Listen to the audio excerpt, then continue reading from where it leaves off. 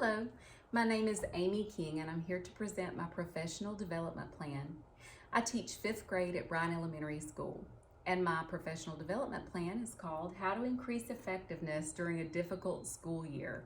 I think we all need that.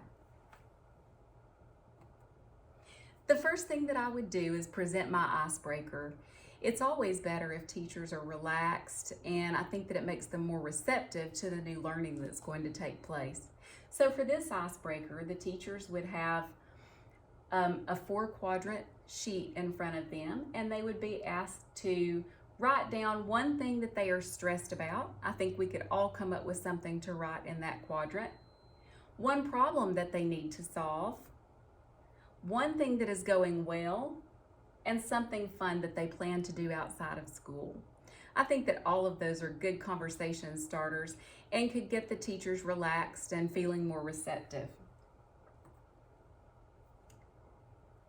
The professional development that's going to be taking place is a book study for The First Days of School by Harry Wong. Considering the difficulties that we've had at school the past couple of years, and all of the new trainings that teachers are being required to take part in, I thought that it would be a good idea to go back and revisit the basics of how to just build effectiveness into your routines and procedures.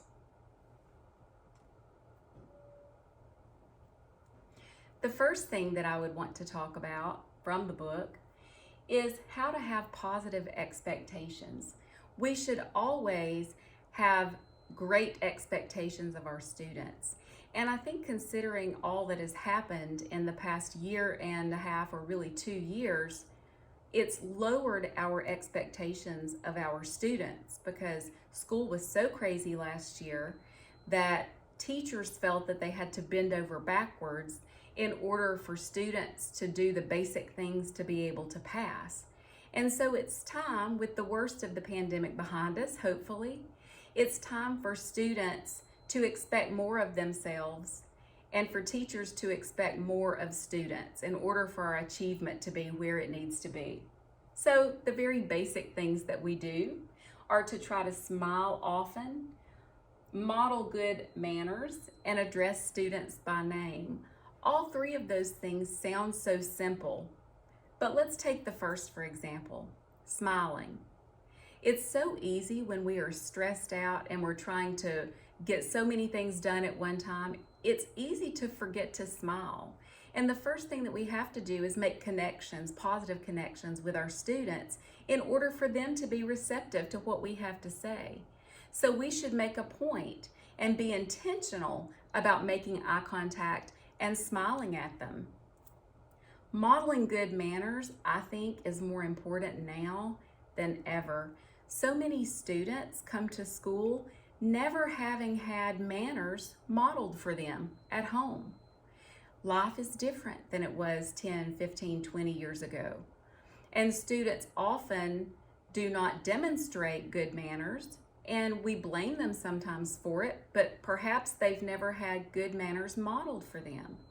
There are simple things that a teacher can do, such as call a student by name and say, "Jeff, would you pick that pencil up off the floor?" And then when Jeff picks the pencil up off the floor, respond by saying, "Thank you, Jeff." You've made a personal connection with the student. You've modeled good manners. Rather than fussing at the student and telling him brusquely to pick his pencil up off the floor, you've asked, he's done what you asked, and you thank him for it. So in that way, we are reiterating what it means to have good manners. And for some students, that might be the only good manners that they see modeled in their lives. A lot of what Harry Wong's book is addressing is how to have a well-managed classroom. A well-managed classroom has well-established rules and procedures, is task-oriented and predictable, and avoids wasted time. So let's start with the first. Has well-established rules and procedures. We all know that teachers have to have an effective discipline plan. But what we sometimes miss is that if we have well-established rules and procedures, the students know what to expect, They know what is expected of them. Sometimes you never have to get to the point of having to use discipline because the students, your routines are so predictable that they know what to do. And I think sometimes it's easy to forget very basic things, like students have to be modeled for and taught what to do when they get to school, when they first enter the classroom, right after they sit down. And I think that those are important things to remember to just make your classroom run more smoothly. We'll talk more about a discipline plan in a few slides.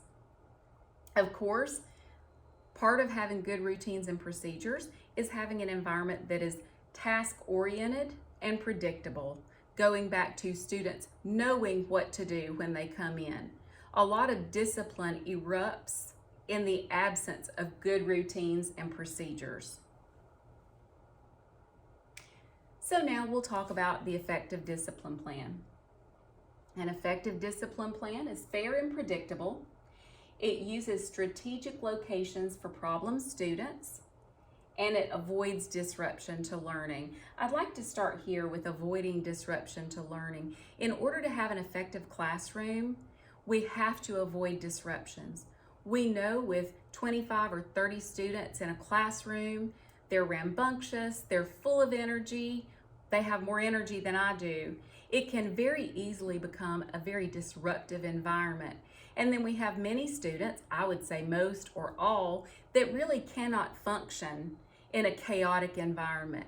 So going back to rules and procedures, students need to know what to do when they come into the classroom.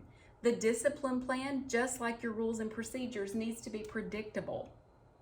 They need to know, if I do this, this is going to be the consequence, and it's going to be that way every time for me or for anyone else in the classroom. Sometimes we do have to use strategic locations for problem students. I know that even today in my classroom, I've had students that tend to clash personality-wise. They have difficulty getting along. Sometimes, rather than continuing to have to correct the behavior day after day, it could be as simple as moving one of the students to a different table so that you can avoid some of those clashes between students.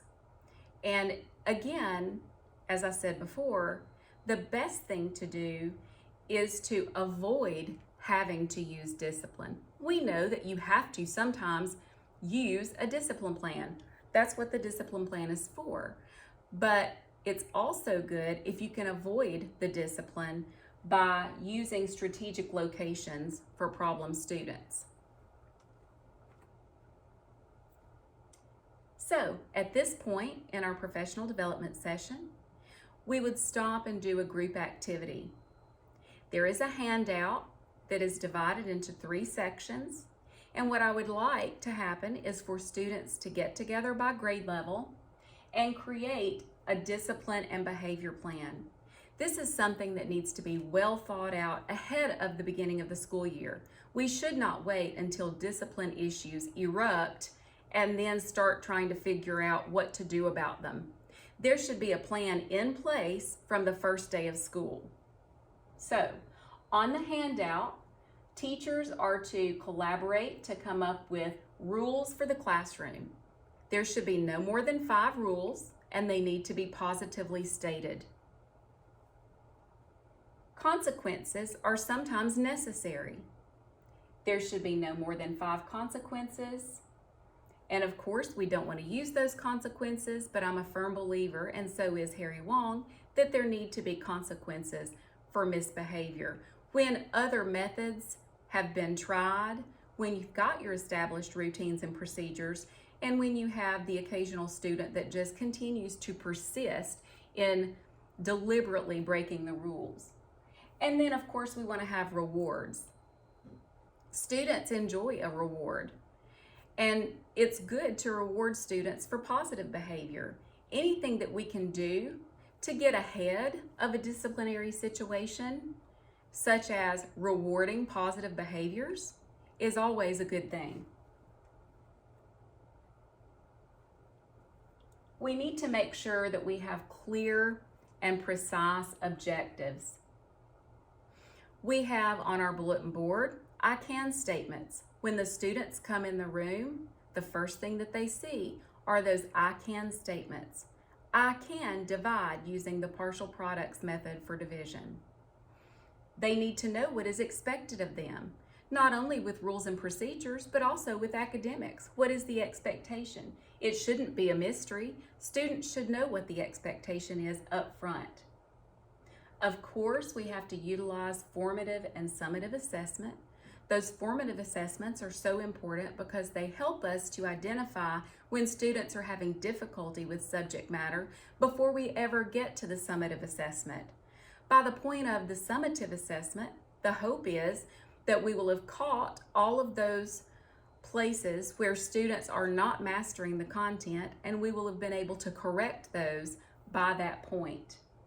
And of course, we need to remediate when necessary. I'm a big believer, and so is Mr. Wong, that students need to take responsibility for their learning.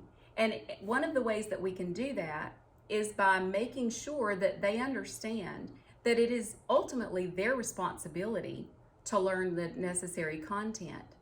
And so if they know that remediation is a part of that process, then perhaps they will be better motivated to pay attention in class, to complete classwork and homework on time, and to do their very best on assessments. Because if they know that it's going to cause them more work to have to go back and remediate, they might be better motivated to get it right the first time. One of Mr. Wong's points that is my absolute favorite part of the book is where he says, never work harder than your students. I know that I have been guilty of doing this in the past. There are times when I feel like I'm teaching so hard and I'm working so hard, and then I look out over an audience of students that kind of look like, they could take it or leave it. Doesn't really matter to them. And that's my fault. It's our responsibility to make sure that the students are the ones that are doing the majority of the work. And I know that that is easier said than done, but there is research to back up what I'm saying. Wong reminds us that the research says the person who does the work is the only one doing the learning. So guess what? If the teacher is working hard and the students are hardly working, the teacher is the only one doing the learning. The students really aren't learning anything. And I think that that is something that we have to reflect upon on a regular basis in order to make sure that students are so actively engaged, they are taking so much responsibility for themselves that they are the ones that are working hard. They should be exhausted when they leave. We know we are exhausted when they leave, but they should be sharing in that. They should be active participants in their own learning. And most importantly, effective teaching means that you must truly believe, and I do, truly believe that every student can learn. And we as teachers must persevere. We know that at times it is difficult and you might want to throw in the towel, but we can't give up on our students. We don't want them to give up on themselves, so we should not give up on them. When we have a tough day, we just have to go home and say, that didn't work, I'll come in tomorrow and we'll try again. Try something different this time. We need to continue to persevere. This is just a small portion of what the professional development would be accompanying the book, The First Days of School by Harry Wong. Thank you for your time. That concludes my presentation.